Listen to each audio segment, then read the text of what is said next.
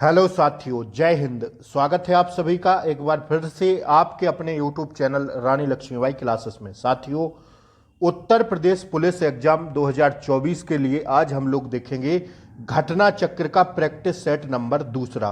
पहला practice set हमने आपको कल करा दिया था साथियों। उसमें जीके जीएस व हिंदी के सारे प्रश्न मैंने आपको करा दिए थे 2 क्लासों में।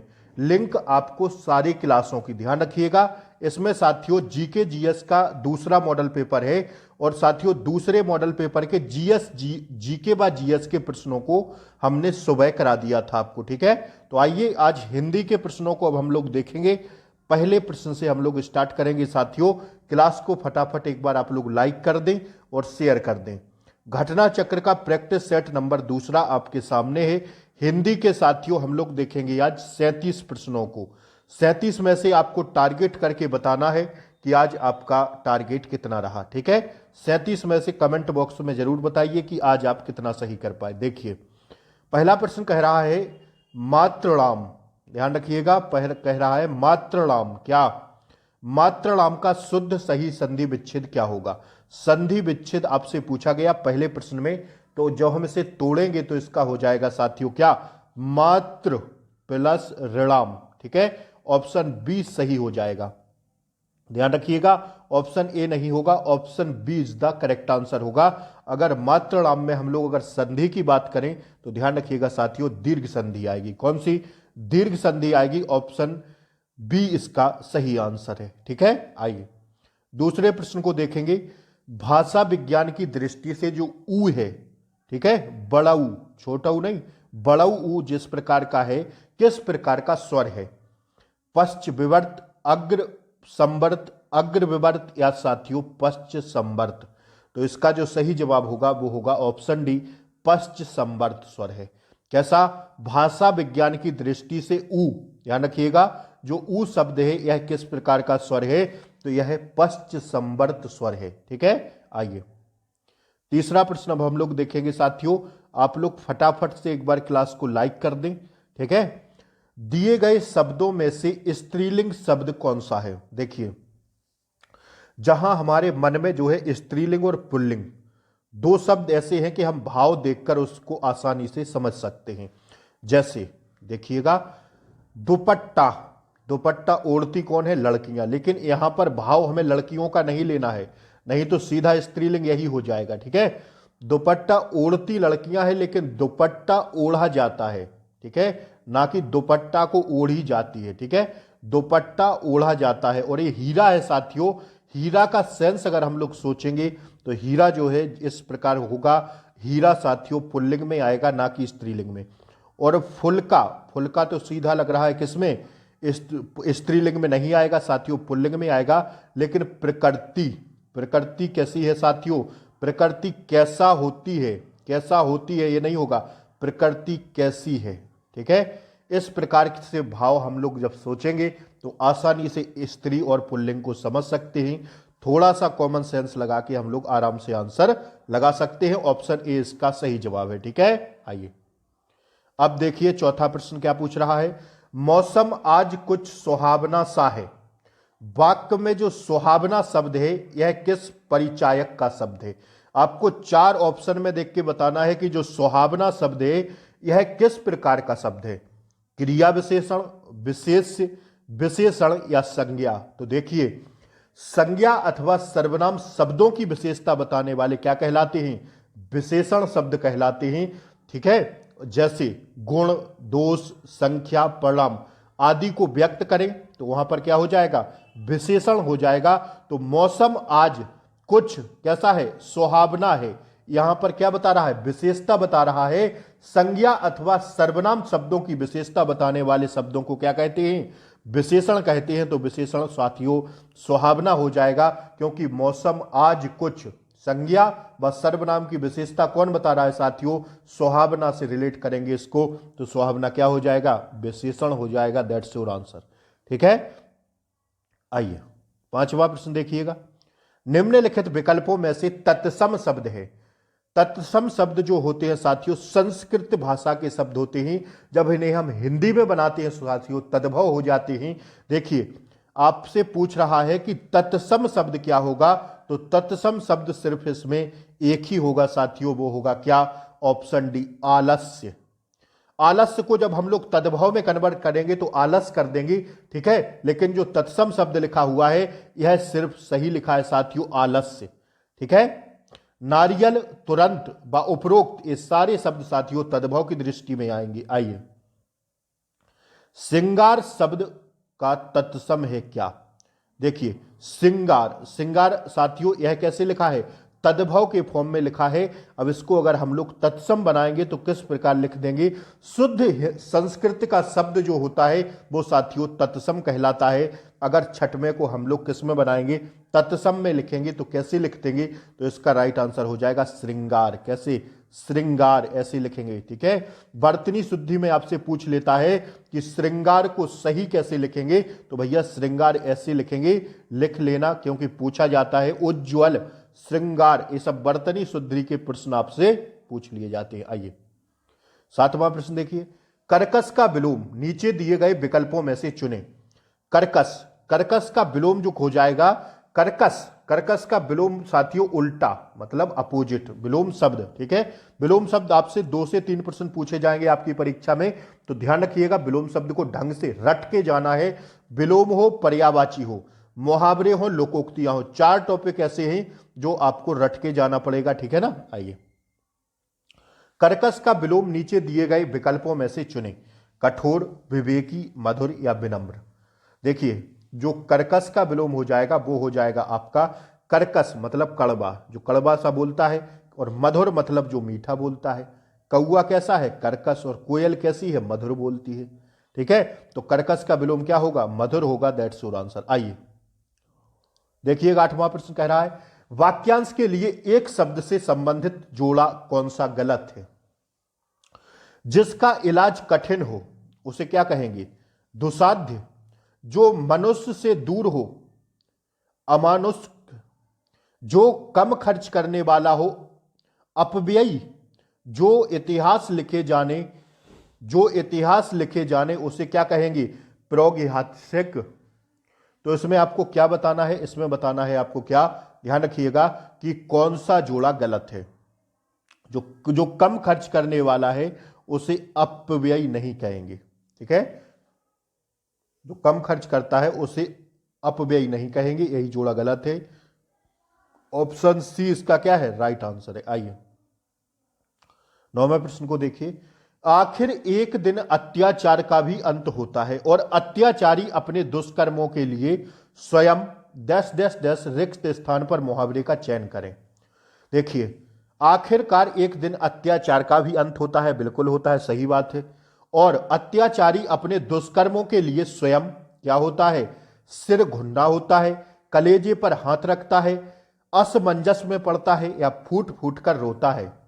तो कॉमन सेंस से हम लोग भर सकते हैं इस प्रश्न को। अगर इसको हम थोड़ा सा भी सोचेंगे तो साथियों, एक दिन अत्याचार का अंत हो जाता है, अत्याचारी अपने दुष्कर्मों के लिए स्वयं सिर धुनता है, ठीक है, मतलब सिर पकड़ के बैठ जाता है। अत्याचार तब करेगा तो क्या होगा। आइए, बहिर्मुखी शब्द में कौन सा उपसर्ग है। देखिए उपसर्ग मैंने कहा था शब्द के पहले लगते हैं और जो प्रत्यय है साथियों शब्द के बाद में लगाए जाते हैं। तो बहिर्मुखी शब्द में कौन सा उपसर्ग है, उपसर्ग मतलब पहले, प्रत्यय मतलब बाद। तो 10 का राइट आंसर हो जाएगा दोस्तों option B is the correct answer, बहिर, ठीक है। बहिर्मुखी का उपसर्ग क्या हो जाएगा, बहिर। साथियों एकदम देख लीजिए, शुद्ध लिखना है, शुद्ध। वर्तनी शुद्धि में भी छोटा छोटा पॉइंट आपसे गलत हो जाएगा तो गलत नहीं करना है, ठीक है। आइए 11वां प्रश्न देखिए, अत्याचार का सही संधि विच्छेद होगा क्या। अत्याचार का जो सही संधि विच्छेद हो जाएगा वो हो जाएगा दोस्तों अति प्लस आचार। क्या हो जाएगा, अति प्लस आचार, दैट्स योर आंसर। आइए, निर्दय में समास है क्या, कर्मधारय, द्वंद्व समास, द्विगु समास या साथियों बहुब्रीहि समास। निर्दय में समास है कौन सी, तो 12वें का राइट आंसर होगा साथियों क्या, ऑप्शन डी बहुब्रीहि समास, ठीक है। निर्दय, निर्दय में कौन सा समास होगा, बहुब्रीहि समास। समास अगर आपको एक झटके में पहचानना है तो साथियों मैंने एक समास की क्लास बनाई थी, नीचे प्लेलिस्ट में लगी होगी हिंदी की क्लासों में, आप लोग वहां से जाके देख सकते हैं। साथियों एक बात ध्यान रखिएगा, आप लोग सुनिए थोड़ा, अगर आप लोग चैनल पर नए हो तो चैनल को सब्सक्राइब कर लें, बेल आइकन प्रेस कर दें, ताकि डेली ऐसी ही क्लासों का नोटिफिकेशन आपको सबसे पहले मिलता रहे। और साथियों, मैंने हिंदी की कई क्लासें करवाई हैं। यूपी जीके की मैंने 8 क्लासें करवा दी हैं साथियों। लिंक आपको हम इसी क्लास के नीचे डिस्क्रिप्शन बॉक्स में दे देंगे इन 8 क्लासों की। तो आप लोग फ्री ऑफ कॉस्ट, कोई भी आपसे चार्ज नहीं है, 8 क्लासों को देख सकते हैं। इसके बाद रीजनिंग की मैंने 4-5 क्लासें करा दी हैं, उसकी भी लिंक आपको इसी क्लास के नीचे डिस्क्रिप्शन में मिल जाएगी। एक तरफ से लिखा होगा साथियों रीजनिंग की क्लास, यूपी जीके की क्लास, हिंदी की क्लास, जितनी भी क्लासें अभी तक पढ़ाई है सारी क्लासों की लिंक इसी क्लास के नीचे आपको डिस्क्रिप्शन बॉक्स में मिलेगी। वहां से आपको सारी क्लासों को देखना है साथियों। आज सुबह मैंने जीके जीएस का प्रैक्टिस सेट कराया था, दूसरा घटनाई चक्र का, तो उसको भी आप लोग जाके देखिएगा, इसी क्लास के नीचे मिलेगा। कल प्रैक्टिस सेट मैंने 2 कराए थे आपको, उसकी भी क्लास इसी क्लास के नीचे डिस्क्रिप्शन बॉक्स में सारी क्लास से मिल जाएंगी। वहां से आप लोग एक झटके में देख सकते हैं। ठीक है, अब आइए 13वें प्रश्न को देखते हैं। निम्नलिखित में से संयुक्त वाक्य का चयन करें। जब संयुक्त वाक्य की हम लोग बात करते हैं तो संयुक्त मतलब ज्वाइंट, मतलब क्या क्या इसमें ज्वाइंट है। तो सबसे ज्यादा ज्वाइंट संयुक्त वाक्य कौन सा दिख रहा है साथियों? 13 का राइट आंसर हो जाएगा दोस्तों ऑप्शन सी, उसने खाना खाया और सो गया। उसने खाना खाया और क्या हो गया? सो गया। ठीक है, तो संयुक्त वाक्य हो जाएगा, option C is the correct answer. आइए देखिए 14वां प्रश्न है, दिए गए शब्दों के समानार्थी शब्द का चयन करें, मतलब पर्यायवाची। समानार्थी शब्द बोले, पर्यायवाची बोले, तो द्वार का समानार्थी शब्द क्या होगा साथियों? द्वार का समानार्थी होगा, दैट्स योर आंसर। 14 का राइट आंसर लगा जाएंगे, देंगे दोस्तों कपाट। ठीक है, ऑप्शन बी इसका सही जवाब हो जाएगा। आइए 15वें प्रश्न को हम लोग देखते हैं। कह रहा है, दिए गए वाक्य का वह भाग ज्ञात करें जिसमें कोई त्रुटि है, यदि कोई त्रुटि नहीं है तो कोई त्रुटि नहीं है उसे चुने। ठीक है, तो देखिए पहला अध्यापक, अध्यापक में हमें कोई त्रुटि लग रही है, हां या ना साथियों? अध्यापक में हमें ऐसी कोई क्या त्रुटि लग रही है या नहीं?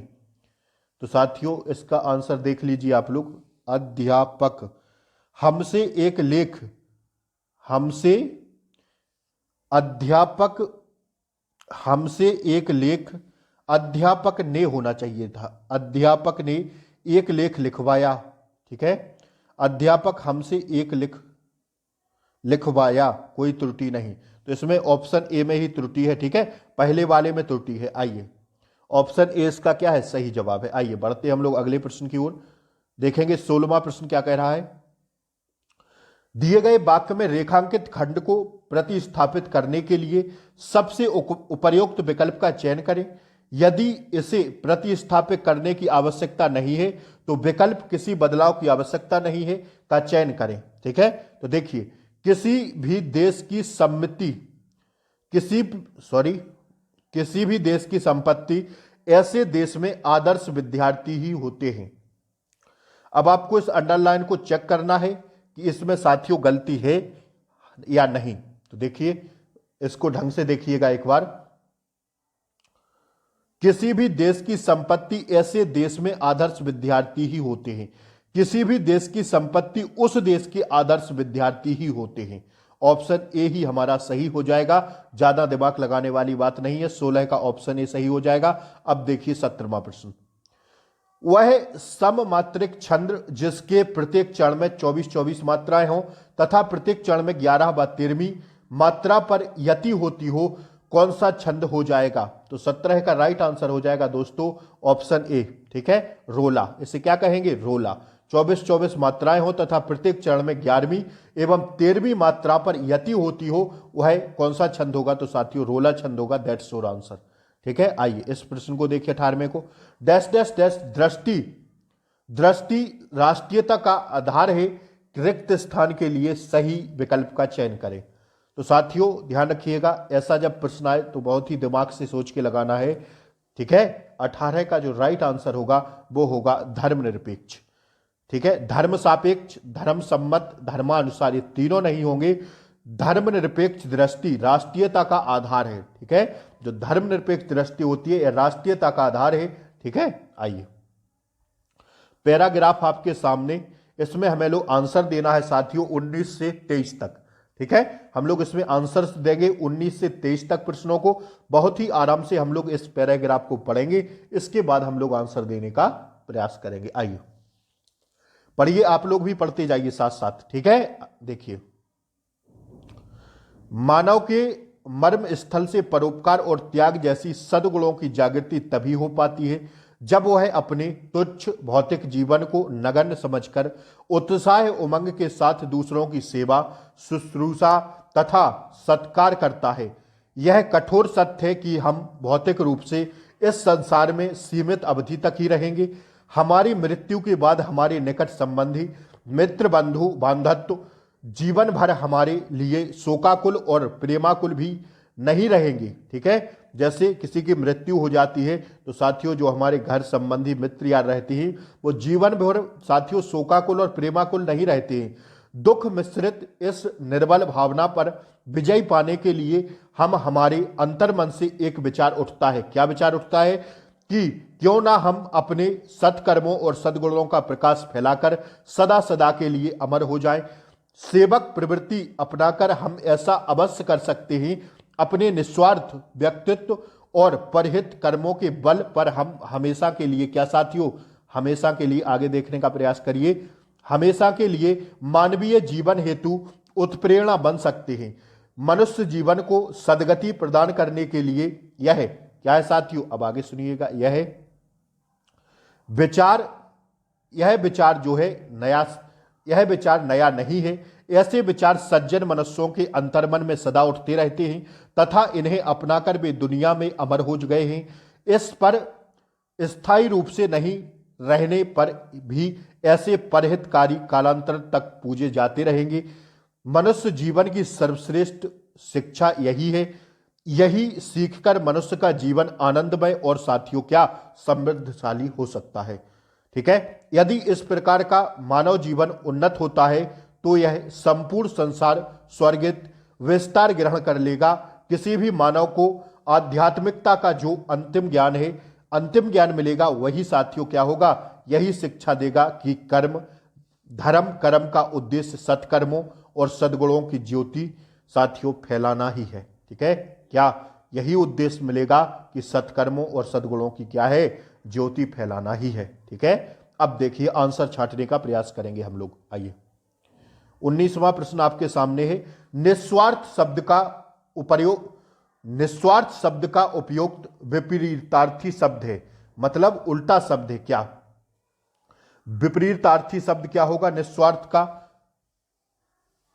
परार्थी, परोपकारी, निस्वार्थी या स्वार्थी। तो 19 का राइट आंसर हो जाएगा दोस्तों। अब सब लोग जानते हैं निस्वार्थ का क्या होता है, स्वार्थ होता है। ठीक है ना। आइए, गद्यांश में उपर्युक्त आध्यात्मिकता का शब्द किन उपसर्ग प्रत्ययों से बना है?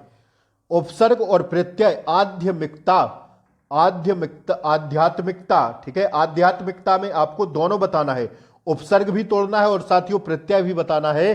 तो आपको इसको देखना पड़ेगा। इसका राइट आंसर हो जाएगा अधिइक्प्लसता। ठीक है, यह तीनों उपसर्ग और प्रत्यय के अंतर्गत आएंगे, किसमें? आध्यात्मिकता में। ठीक है ना। आइए, ऐसे परोपकारी लोग जो सदा पूजे जाते हैं, जो क्या होते हैं? ऑप्शन देखिए, धरती पर स्थायी रूप से नहीं रहे, आनंदमय जीवन जीते रहे, अमूल्य मानव जीवन में श्रेष्ठ शिक्षक रहे, या सेवक प्रवृत्ति अपनाकर परहित करते रहे। तो अभी हम लोगों ने पूरा गद्यांश को पढ़ा, इस हिसाब से साथियों इसका राइट आंसर हो जाएगा, आप सब लोग समझ गए होंगे, ऑप्शन डी, सेवक प्रवृत्ति अपनाकर परहित करते रहे।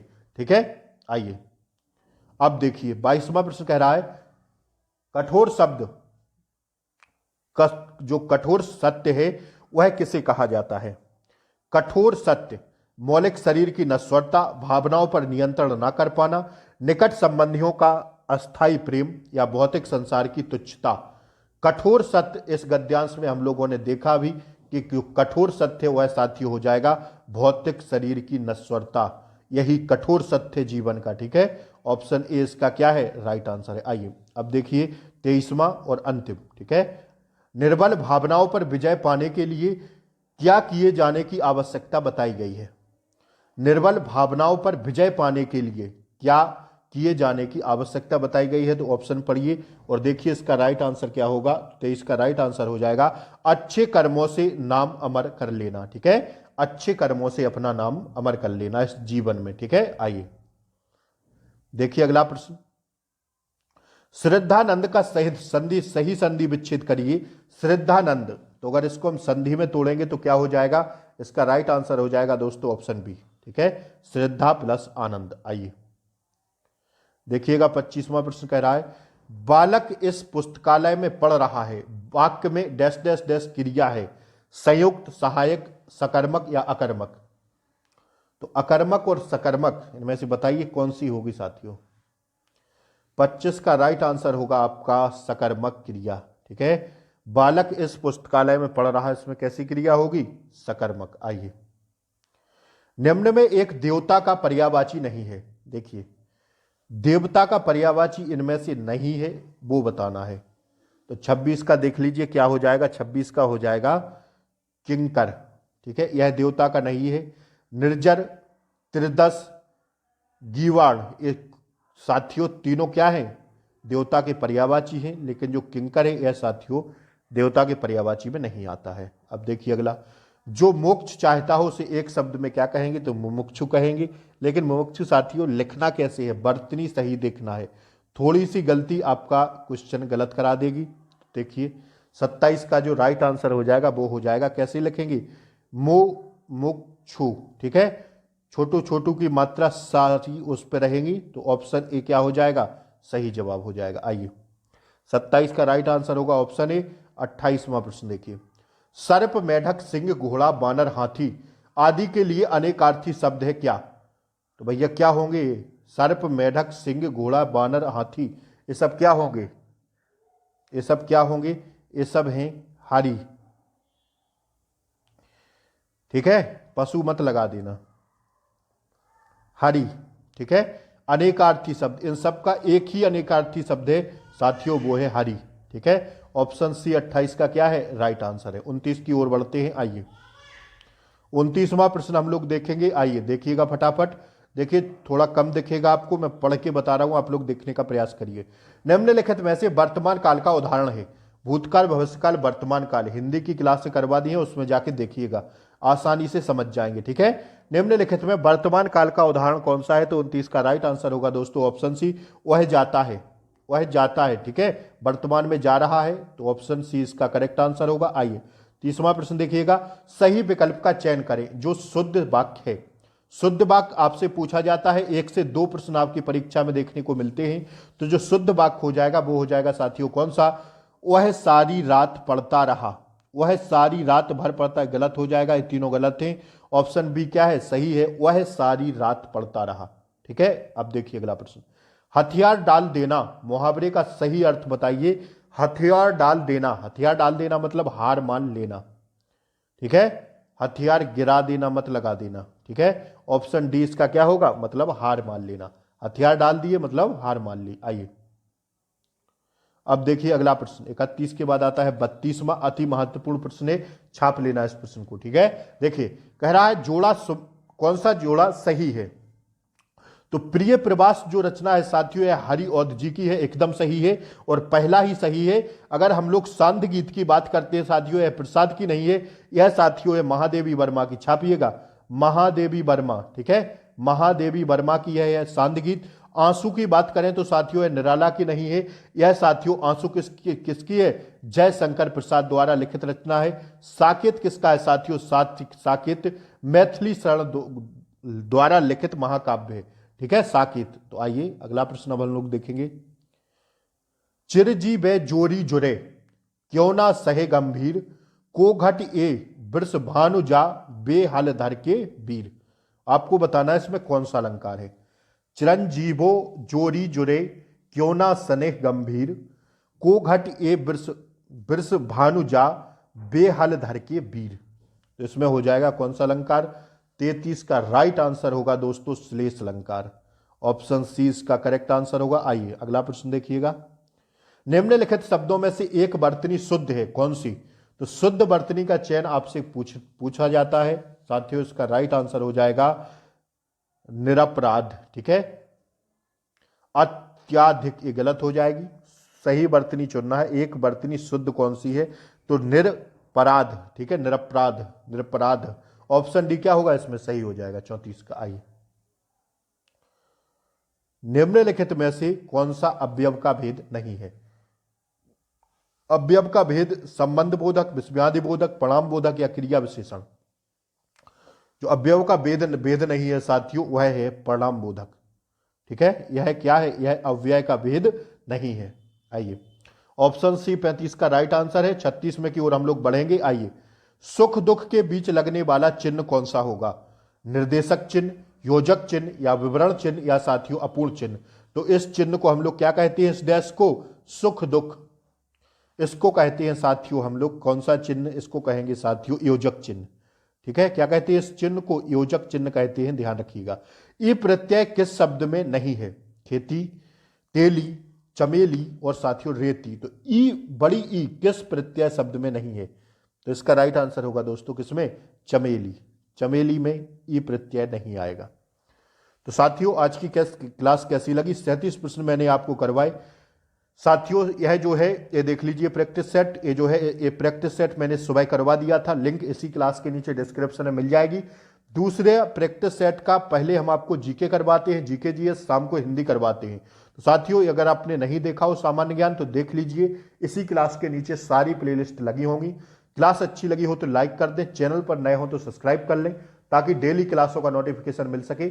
साथियों, मिलते हैं अगली क्लास के साथ सुबह हिंदी के प्रैक्टिस सेट तीसरे के साथ, जीके जीएस के साथ। तब तक के लिए जय Hind, take care, bye bye, नमस्कार, शुभ रात्रि।